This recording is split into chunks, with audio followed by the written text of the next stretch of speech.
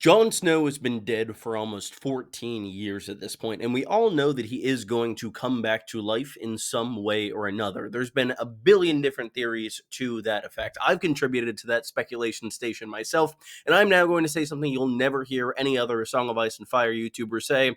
I think I was wrong, or at least I think I overlooked a very real possibility. Specifically, there are two elements of the situation surrounding Jon Snow's resurrection that I really haven't seen discussed before.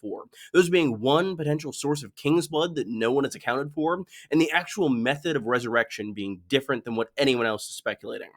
Today, I want to dive into Jon Snow's awakening in the Winds of Winter and what exactly is going to go into that event, because I think there is some pretty concrete evidence that it is going to be fairly different from what a lot of people expect. What do I mean when I say what other people expect? The main source of resurrection magic that we have seen in the series comes from R'hllor, the Red God, the Lord of Light. We've seen this happen a bunch of times. We've seen Beric come back, I think 6 or 7 times. I think it's six. And we see Catelyn be revived by the Kiss of Life. Seemingly, the Lord of Light can revive people via the use of certain prayers and turn them into, if not their past versions of themselves, fire wights at the very least. That said, it's unclear what exactly is going to happen with Jon Snow. Yes, the current person who is likely going to do the resurrection is Melisandre. She is our conduit for this magical ritual, but she has no knowledge that R'hllor can bring people back from the dead. Thoros did this accidentally the first time, and Beric seemingly did it very intentionally to Catelyn Stark, but Melisandre doesn't necessarily know that this could happen. And there is another method of resurrection, or something near resurrection, that I think is a lot more fitting than the other potential rituals for Jon Snow's circumstances at the end of A Dance with Dragons. I've seen some online speculation that Jon's resurrection might kind of mirror the pyre of Drogo and Daenerys coming at the end of A Game of Thrones. And while I think it could be written in a similar way, Martin does love to parallel Jon and Dany specifically, I think the people supporting that idea are kind of putting the undead cart before the sacrificial horse here, as Daenerys is very much alive before the pyre, and the thing that actually changes is these dragon eggs coming back to life and hatching. Jon Snow, on the other hand, greatly mirrors another party involved in that same ritual, that being Khal Drogo, whatever happened there. Drogo was injured and on the precipice between life and death when Mirri Maz was contacted to save his life. Jon Snow seems to be in a similar boat. Martin has hinted as much by saying, "Oh, you think Jon is dead?" when asked about it at interviews. It seems as though Jon could have been stabbed these 4 times, but could be comatose or similarly to Drogo, dancing on that precipice between the current world and the next. In A Game of Thrones, Mirri Maz does this ritual to preserve Khal Drogo's life. She sacrifices his horse and does a bunch of magic stuff. It gets interrupted by Daenerys and Jorah going into the tent. It's unclear what exactly went wrong and how that ritual could have gone differently. But overall, the thing that is continually repeated is that only death can pay for life afterwards. That supposedly Daenerys has bought the life of Khal Drogo via the life of this horse and her son.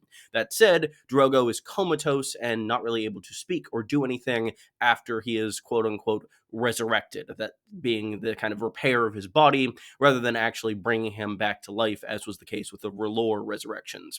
In this instance, Jon Snow could be in a similar predicament. This actually slots in perfectly with what we see in the A Dance with Dragons prologue. Let me explain. The largest issue with Drogo's repair and resurrection is seemingly damage to or replacement of the soul. Khal Drogo, as he was, does not exist anymore. He is alive, but there is some other soul within him instead. I've seen people speculate that it's the baby's soul in him, so he can't really do anything. I've seen people speculate that that's the horse's soul in him. Shout out to the Price of Life and Death series by Glidus, which is excellent. I recommend you watch it. But in Jon's case, his soul is directly accounted for via his last word in A Dance with Dragons, that being ghost. The prologue of A Dance with Dragons, Varamir Sixskin's perspective, tells us that the skin changer lives a second life. When their body is badly damaged, especially to the point of being comatose, which is essentially a long dream if The Sopranos has taught me anything, the soul would go into ghost. It's not gone, it's not used in a ritual, it is there and potentially able to return to Jon's body should that physical form be repaired. Jon can be revived when Drogo cannot, because his soul is in ghost.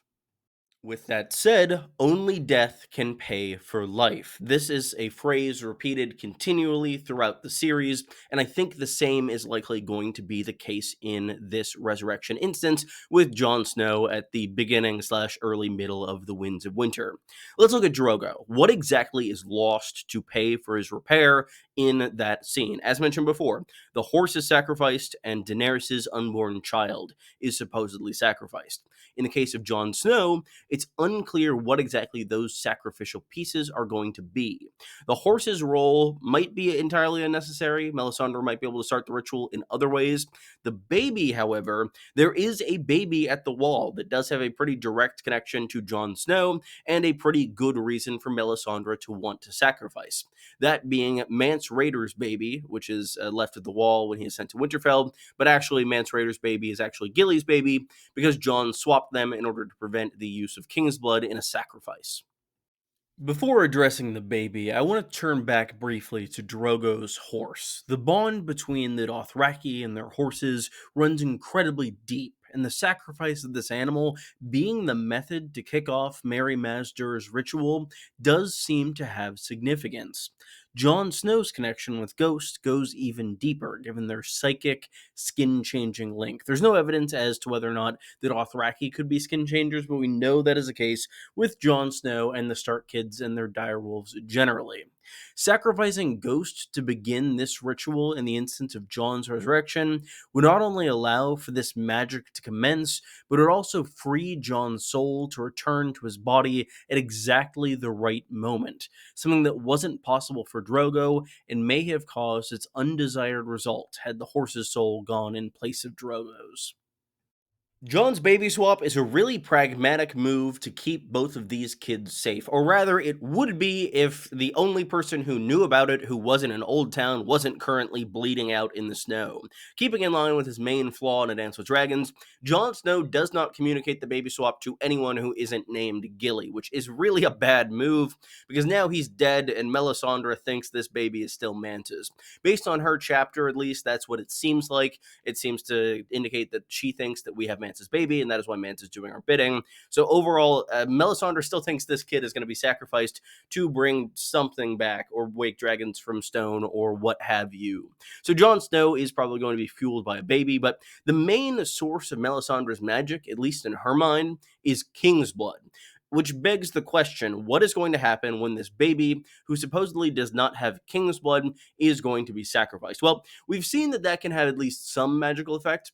When the Lord of Bones is sacrificed in place of Mance in A Dance with Dragons, Stannis' sword Lightbringer still glows super bright, brighter than anyone's ever seen, but making a sword get brighter is different than bringing someone back to life or repairing their body.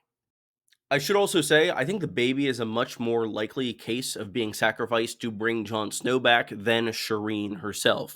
Yes, she is a source of King's blood who is currently at the wall, but she is very close to Stannis, and Melisandre does very much care about Stannis and his line, and that being the line of Azor Ahai.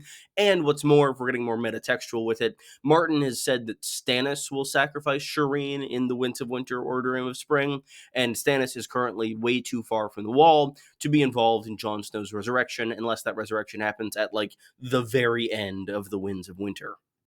I also have to interrupt myself to tell you about a couple of three things. The first of which comes from the late Lord Fraven. He reminded me of a wildling at Castle Black who I completely forgot existed. That being Garrick Kingsblood, this guy who has styled himself as from the purest line of wildling royalty. I just think it'd be very funny if he ends up getting sacrificed as Kingsblood, as he's essentially given himself this name and branded himself for death in Melisandre's eyes, perhaps unknowingly, out of trying to seem important. Secondly, I made a John playlist. It can be found in the description on Spotify. And thirdly, let me know what you think of this theory. It's a new one. I'd appreciate any feedback, insight you have. I'm sure I missed things. And I'd love to hear your opinions in the comments below. While you're down there, leave a like, subscribe, and now I'll continue.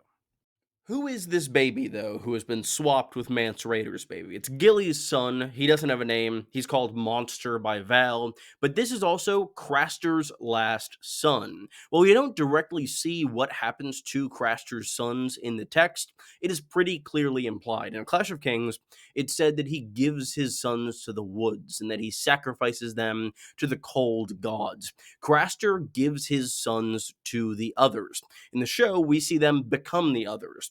While in the book there isn't direct evidence to that effect, I do think that is probably going to be the case as well, especially given the fact that that came from an earlier season of the show when things were a lot more similar to what they are in the text. Jon is being brought back by a blood sacrifice of one of the kings of winter, not the Starks, but the others. I think that Craster's son does have something special about his bloodline, given this connection to the others and not knowing much about Craster's past in general. Some people think he could be a bastard Bloodraven as well, which could add further King's blood to this mix. This could tie into Jon's potential destiny if we are subscribing to the school of Jon as Azor Ahai, which I'm not positive that I do. This is not an endorsement on my part, but I do think that him being brought back by a sacrifice of ice in fire, this potential baby king of winter given to the flames of the red god, does have a lot in similar to Azor Ahai in that story being born amidst salt and smoke, and his being the song of ice and fire, according to Rhaegar. We should also note a similarity in our conduits for these rituals. The main defining feature of the magic used on Khal Drogo are the shadows dancing throughout the tent. Miri Mazdur speaks to having learned about shadow binding, and we know that she was taught by Marwyn the Mage, who also studied this dark form of magic that we really don't know a ton about in the books, but we do know that Melisandre is described as a shadow binder from Ashai. We've seen her use shadows in the past to kill two different individuals, one of which being Stannis' brother Renly, so it stands to reason that she could have some control over whatever shadows were used to create Drogo's ritual and could know of it or otherwise potentially replicate it. So let's lay it out. How exactly is this going to happen? Jon is going to remain comatose, near dead, towards the beginning of the Winds of Winter, likely for a fairly significant amount of time, I would say about 2 to 3 chapters. Then Melisandre is going to attempt to bring Jon back for some reason or another. Maybe her visions in the flames will convince her that he's Azor Ahai, maybe the situation at the wall will become untenable and he will be necessary. Regardless, a sacrifice will have to be made to bring this Lord Commander back from the grave. With that said, it's unclear exactly what that sacrifice is going to be. If Martin goes fully in on the parallels to Khal Drogo's full resurrection, I could see this ritual being started by the sacrifice of an animal associated with Jon Snow, that being a sacrifice of his direwolf ghost. There's a very evocative image from the show of the throat of the horse being slit and the blood falling onto Khal Drogo, and that would have the additional effect of Jon's soul being transferred from Ghost into his body with Ghost's death. With that said, this is still Melisandre we're talking about. She believes there is power in King's blood, and she has the blood of a king that she is not that attached to immediately in her vicinity. I think this baby monster, as he's called by Val, will be sacrificed to bring Jon Snow back. And I think that that could mirror some of Jon's demeanor after his resurrection. Well, I don't think he's going to be a monster. I think he's definitely going to be perceived as such, this individual who's come back from death. And I think that he is going to come back a fair bit more brutal than he did before. The only sadness that this theory brings me is the fact that Jon's appearance probably won't change much. Drogo's didn't at all, and I see no reason why he would come back with white hair. So that's very unfortunate, at least compared to what it could be. I want him to have the Targaryen anime white hair. I think a big reason that this theory works for me is that all necessary pieces are already present at the wall. I've heard people give the thought that, oh, Catelyn Stark could give Jon Snow the kiss of life and bring him back that way. I don't think that she's going to do that. She's way too far away to do that. Same with Shireen being burned to bring Jon Snow back. We know Stannis is going to be involved in that, and Stannis is way too far to get anything done vis-a-vis burning his daughter at this juncture of the story. At least have Jon come back with any reasonable time left in the Winds of Winter, which I feel like he has to, given that he is a very central character to this story. All necessary elements for Jon being brought back in the same way that Khal Drogo did are present at the wall at this exact moment of the story. Or, even more likely, Jon will receive true love's kiss from Satin and he'll just wake up.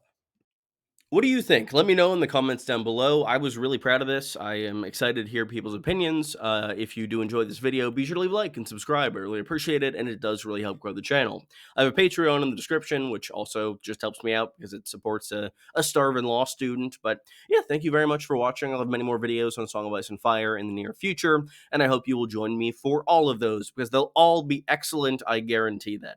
Thank you all for watching. Goodbye. Have a good day.